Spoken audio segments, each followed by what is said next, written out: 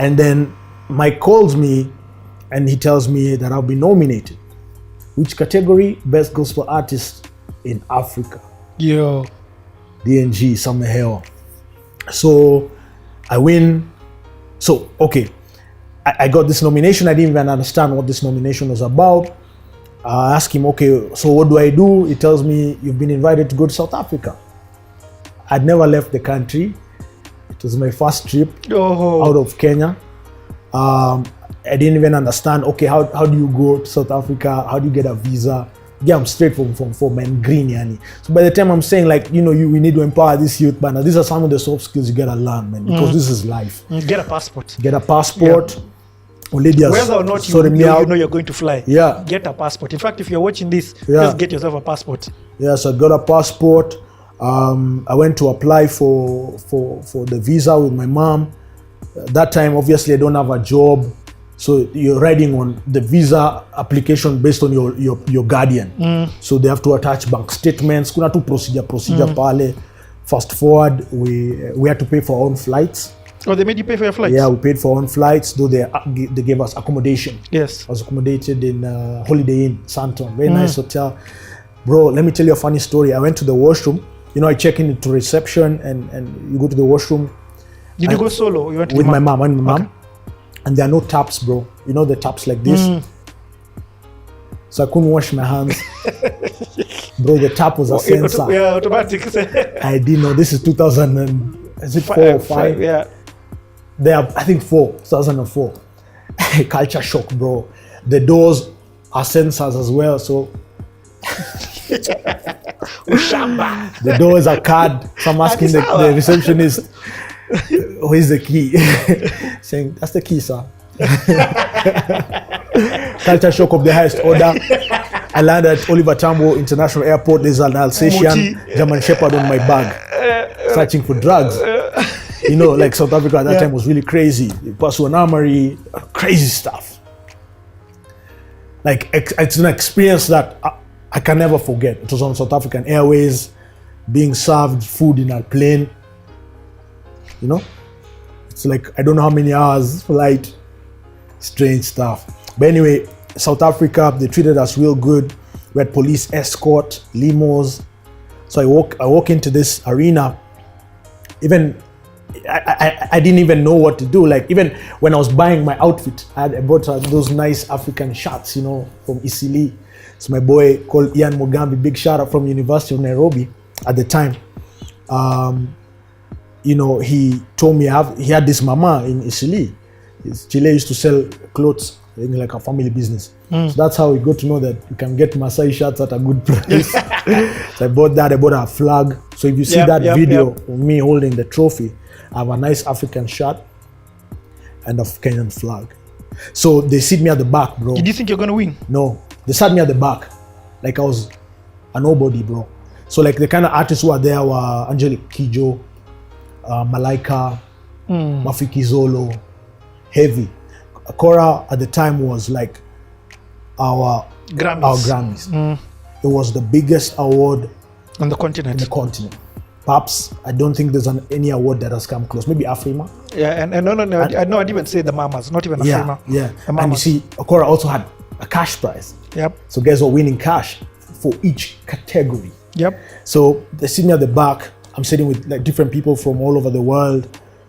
I don't know them. Sometimes it's my mom, and then you're on a table. So in this table there are other people. I remember in the plane I was with Lady JD. So of course I'd heard of Lady JD. I'd read her on the newspaper. Those are the days kusoma gazeti haikuwa ya nyama. Gazeti ilikuwa gazeti. So I'd read the Pulse magazine, and I'd read about this Tanzanian artist and Ugandan artists who are balling. Mr. Nice, Mr. Lady Blue. JD, Mr. Blue, Professor J. But we follow each other on IG. I like his pics, likes my pics till today. And those are some of the early artists that I had been exposed to from a success perspective. Like Lady JD was on the Pulse early, buying a brand new car, four-wheel drive, and a brand new house. Yeah. So I knew that music is something that can assist you to succeed, that you can thrive in this game. So I did not know how, but I knew like this someone big. So in the plane, I'm with Lady JD, and we're talking and we're interacting, and it was very amazing, to meet such a big name at that early in my career. So they sit me at the back. We're eating all sorts of food. The first serving was salads. It's 5 course, Baba. So me, I'm like, where are they bringing vegetables, Baba? Where's the meat? Then there's like a small nyama in the cold meat. They sell salads and the cold meat. Bro, disgusting, Baba. You know, I'm get from Gumo, Baba. Where's Kenyatta Market? You know what I'm saying? So anyway, they call my category, and the winner is DNG. So I don't even think I had my name. Then they call me twice. So I'm in shock. Shock kabisa. I had no speech, nothing. And they call me and I wake up and I hug my mom, and such an amazing moment. And I start walking. So I'm walking from the back, bruv. So the chick with the trophy has to wait for me to come all the way. And the auditoriums in Johannesburg are huge. Massive. It's like KICC times 4. Massive. And there are many stages. So there's this stage giving this award, there's a performance here. So they keep switching because it's a live event broadcasted across the continent and the diaspora. So I go on stage, they give me my award, and I say my thank yous. And that's my moment. And funny enough, this show was so big that it was being broadcasted live on KBC. It's when I say it's the Grammys of our day, for real. And it's across continents. So it's on Francophone Africa, It's Anglophone Africa, it's all over the place, man. And it's such a big deal for Kenya. It's such a big deal for the industry. Before myself, it's only Eric Wainaina and Henry Ntuku, who had won a Kora in the year 2002. Nema, did she win in the same year as you? No, later. She won after? Later, yeah. What? So my year... Bro, you're at day one. Yeah, day one. People need to know this. So I won a Kora in 2004. 2004 Kora Award winner. I'm a Kora Award winner, not a Kora nominee. Big shout out, Big Pin. So there was myself, Big Pin, and if I'm not wrong, Achieng Abura. We won the same year, and in different categories. So I won the Pan-African Gospel Award, not for East Africa, not for Kenya, Africa, but for Africa. Yo, it was such a big deal. I won $5,000. But they didn't give you the loot at that time. They didn't give me the loot at the time. It came later. Yeah, were you like, hey bro, am I leaving here? How am I getting my loot? Yeah, even I didn't know. So Mike Strano was assisting me with that. So any questions I had, I'd go to Mike. Yeah. Because Mike was the convener for our region. We need to give a big shout out to Mike. I was also nominated for Kora. And Mike Strano is one who literally facilitated this. Yeah. Dude even flew with my submissions all the way there. Yeah. And the reason why I'm saying to big him up, because he took his time for you. This is your first song. Yeah. You get? This is your first video. Video called Dark Juika Nini. Yeah. Yeah, you man. Get? So he went out of his way. We never used to learn. We never did 3-point lighting. Nada. It was one pakan. Those pakans are kitambo, zile za orange. Yep. But at the same time, I have to big you up, because look at what your faith did. Yeah. In terms of you just deciding, I'll do what I can with what I have. Yeah. And look at it, takes you all the way to Kora. Because without a video, you could not submit yourself for Kora. It was one of the requirements. And you know what is about faith? I believe, even as we have this interview, we need to also encourage those guys watching the show. Because sometimes we limit ourselves because of maybe our economic background, whether we've come from a poor background or whatever, or we don't have the connections, or we don't know what to do, information, knowledge. Let that not be a limit, because the Bible says and said to... I believe it was Moses with the staff. Was it Moses? With the staff? Yes. Yeah. He told him, what's in your hand? And it was a staff. So a staff is a rod. It's ile kijiti Masai wanatembeanga wakitembea, because the background of that economic region was farming and pastoralism.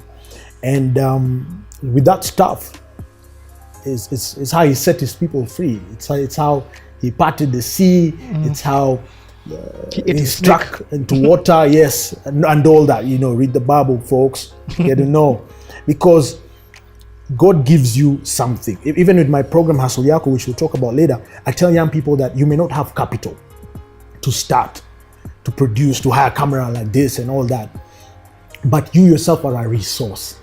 God has given each one of us an innate ability, gifting, a skill set of some sort, and it's up to you to identify it. It's up to you to figure out what it is and use that. So for me, yes, I went out in faith, and I remember praying, because before Corona now, I was trying to figure out like how. I've no experience in the international arena. I don't know anybody. How am I going to do it? How am I going to take my brand to the next level? How am I going to create a career? And then, there's this song by Hillsong, Ask and I'll give the nations to you. Oh Lord, that's the cry of my heart. And that song struck gold for me, because when you ask, believe, you will receive. And so I went out there in faith, and God did his miracle. I remember the newspapers would write really disheartening stuff like little known DNG win scorer, little known, like a nobody. Yeah, I was a nobody, but I won. Yeah, in people's eyes. Yep. But my favor doesn't come from man. My favor comes from God. Yeah, that's deep. It's always come from him, and it always will.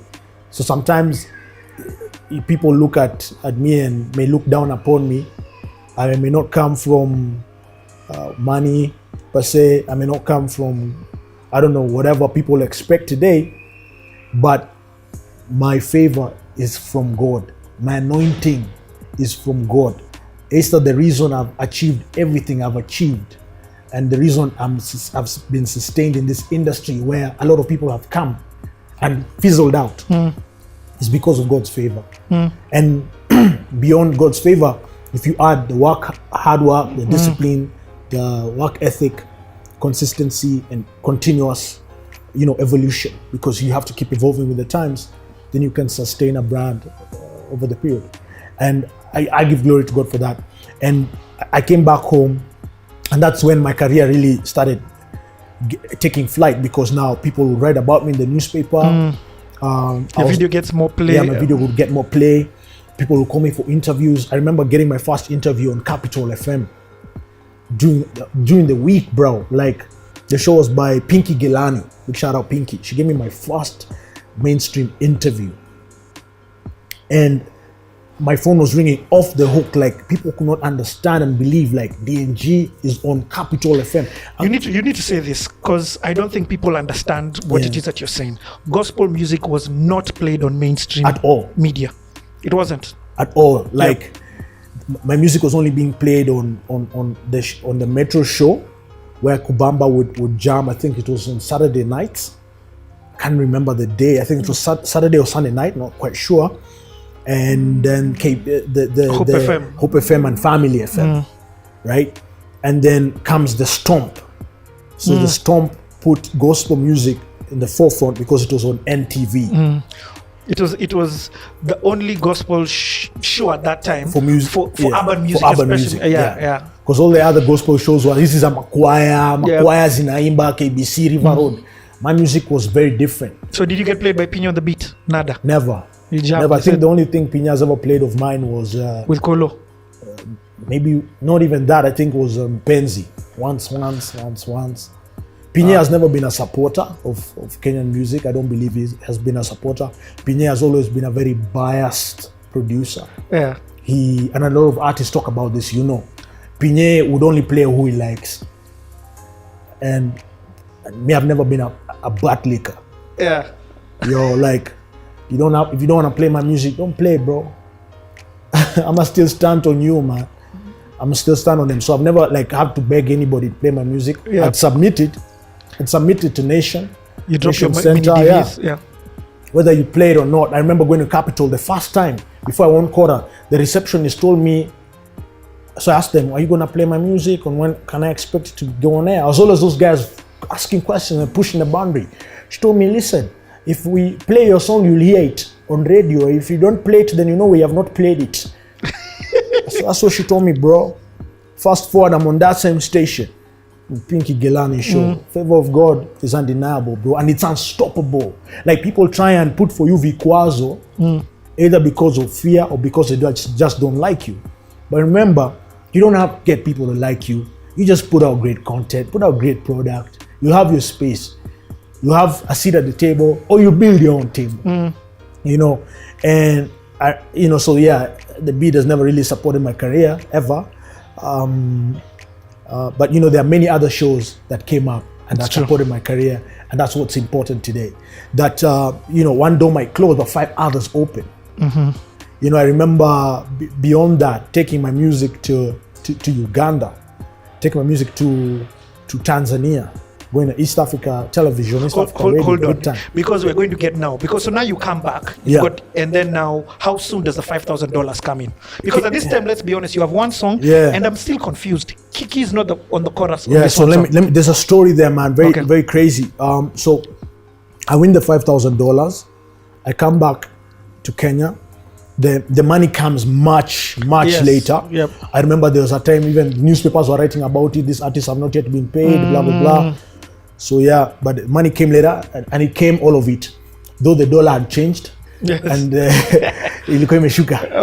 I think dollar at the time when I was being paid was like 70 something shillings. So when you do 5,000, it was like 350. But at the time when I was winning, maybe the dollar was about 78, 80 shillings. So I could have made more by like 50 G's. But that is inconsequential, really. So I come back, and then people start demanding a share of that money. Team Ngibuini demanded a share of that money, asking me for royalties. Yet I am my own executive producer. So somebody cannot ask for a share of your money if they have not contributed financially to that project. You see, if I was signed by a record label, say by Team Ngibuini, then he would have ownership of that song. But I paid for my entire recording, and I have a receipt. And I remember later, this story started happening, and I was like, I have my receipts for all my music. I know, in fact, I need to say that because you taught me this when I was coming in. You told me, hey bro, have your receipts. Get your master. Even in the when US, I come and buy your things, you tell me, where's the receipt? Give me a receipt. You get? I mean, you'd always give me a receipt when I buy your albums. People were not doing this receipt thing. Financial prudence, man. And you know, you have to keep records. I have records from back in the day. Like, there's a time this year I went to my mom's, and I was clearing out some old documents, like my old proposals, lyrics, vitu za kitambo ziko huko.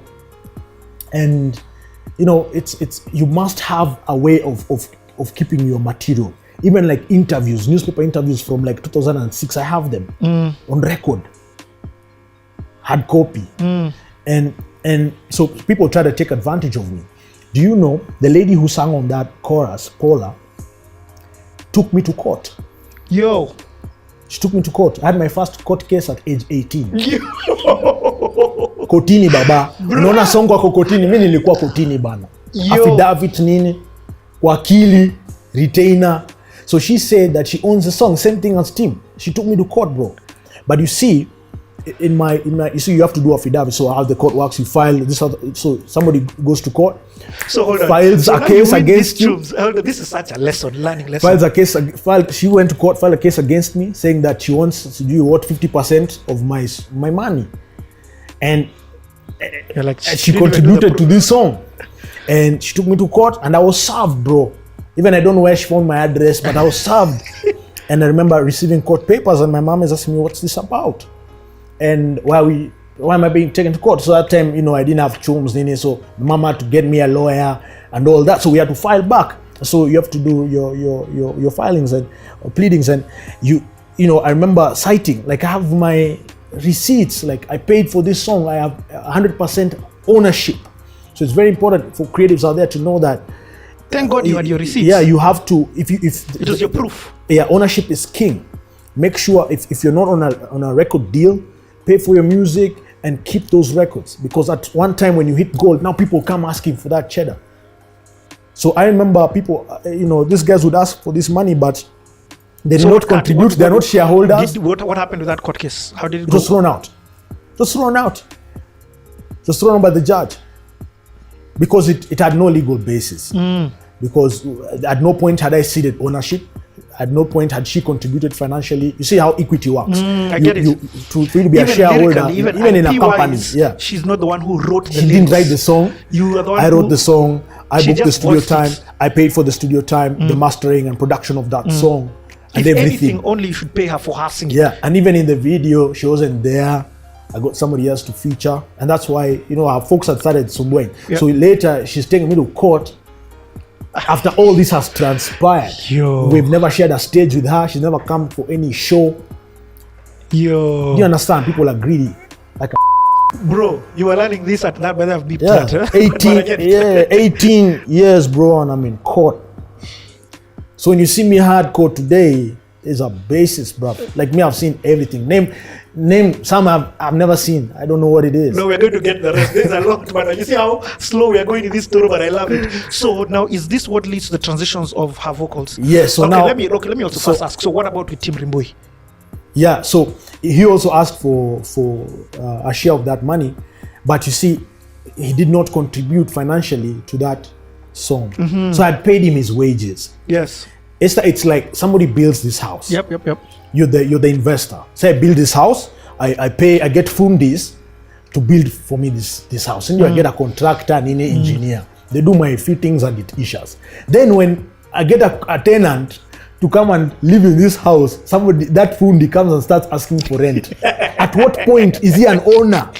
Yes, I get equity. Equity. He did not contribute. Even if he had contributed a G and I put 9K, he'd have had 10%. Yep. But he didn't. Yep. I paid him. And if anything, the one thing that Tim would own is production rights via Frisco or whatever. Yeah. So now, and whether that you tend to work with later. And those ones, they're there. You just go if you're a producer, you register with CAMP, as Kenya Association of Music Producers, and then you'll get your royalties as a producer. Exactly. If you're a vocalist, the same. So that's where they should have gone for their royalties, not to come for DNG's prize money.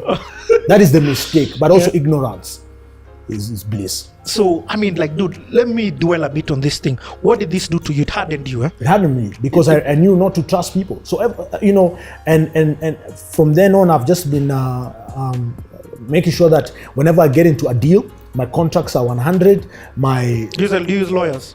No, I write my own contracts, funny enough. I write my own contracts. I study legal documents. Even for my divorce, yes, I wrote my own pleadings.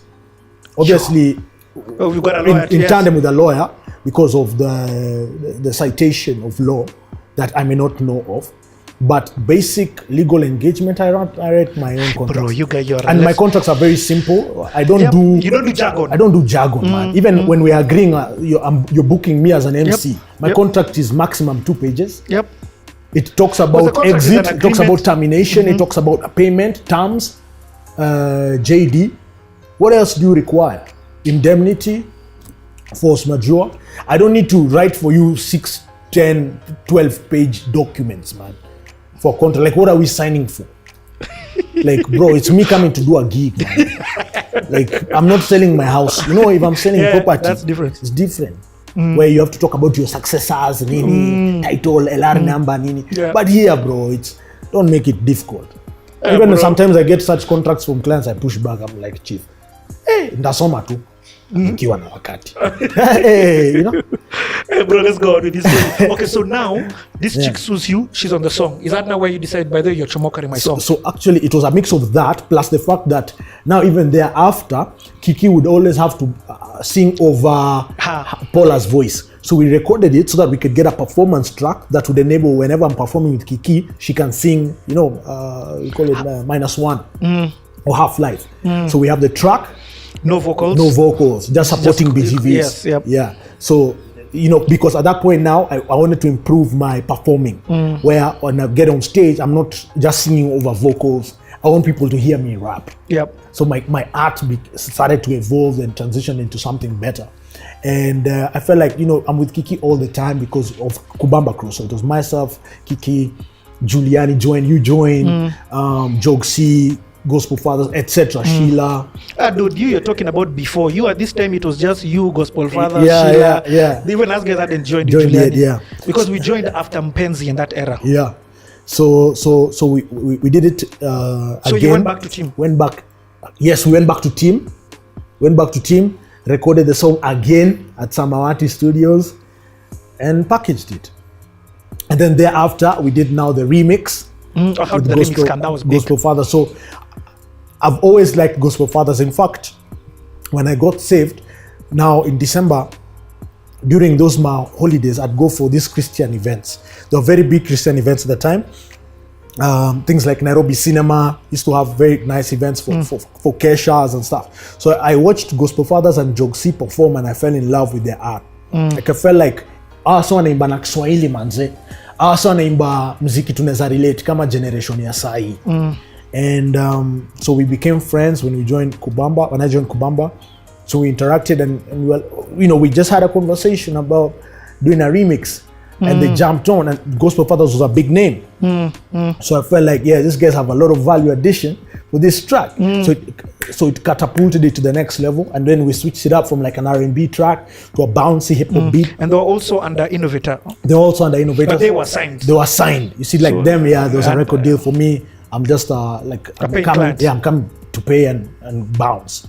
So I could work with any other record label or any other production house.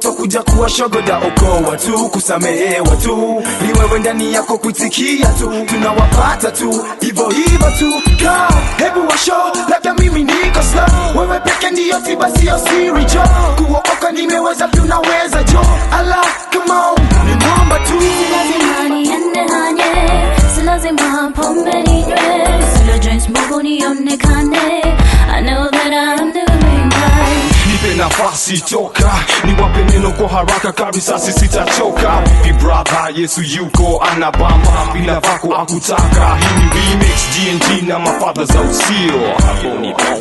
Na mafathers, DNG na Eno, Allah. Penzi kweli Mungu ananipenda, alinisamehe yote niliyotenda. Usiseme kwamba huwezi kuokoka, kama niliweza wewe utaweza. Penzi kweli Mungu ananipenda, alinisamehe yote niliyotenda. Usiseme kwamba huwezi kuokoka, kama niliweza wewe utaweza. Nataka baraka zote manga nilizopewa nazo Father. Ngoja kwanza, Yesu kama Father nishampata, uliza mada lakini jua kwamba nishasamehewa. Mungu nataka unipe baraka, niwe nawe Yesu yawe nishasamehewa. So you record this remix, it goes out. Yeah. What happens? It's banging. So now we start sharing the stage together. And Gospel Fathers had amazing energy. Crazy. Big shout out Ken, Samu, and Kera. Really cool guys. And these guys, their energy was so amazing that when we were on stage, we'd feed off each other. Like, we used to have this thing in Kubamba crew called the Afrakata. Remember? So Afrakata is we'd go to perform in say a high school or a university or even prisons, bro. Because we've performed in Jela many times. Langata Women's, Akuru, Annex, Maximum, Naivasha, prison, etc. And just sharing the gospel of Christ. And before we perform or before we start, we do a cipher. So we get a beat, and there was this beat like by DJ Fresh that we always use. Ten, ten, ten, ten, ten, ten, ten. Hey, ten, ten, ten, ten. So everybody used to come with their rap. So somebody starts, somebody picks, somebody starts, somebody picks, freestyle. That's fresh, nice. And then getting guys to it's like breaking the ice for the audience. Yep. And today, funny enough, that's what I do as a hype MC. I know. In fact, when I see you on stage, I'm like, bro, the guys need to understand this guy got this thing from K-Crew. From K-Crew. Yeah. Because Kubamba honed my performing skill. Yep. DJ Moz, we used to go to his house and he'd show us DVDs of like artists from foreign countries like the States, and we'd study performance. Like if you watch me on stage, now I work with, let's say if I'm working with a band, if I'm working with my DJ and I'm telling my DJ, pull up or pick me up, that's a Jay-Z thing. If you watch Fade to Black. So those are some of the guys that I used to look up to as excellent, exceptional performers, global stage wise. And I'd learn, okay, this is the technique. This is how you hold a mic.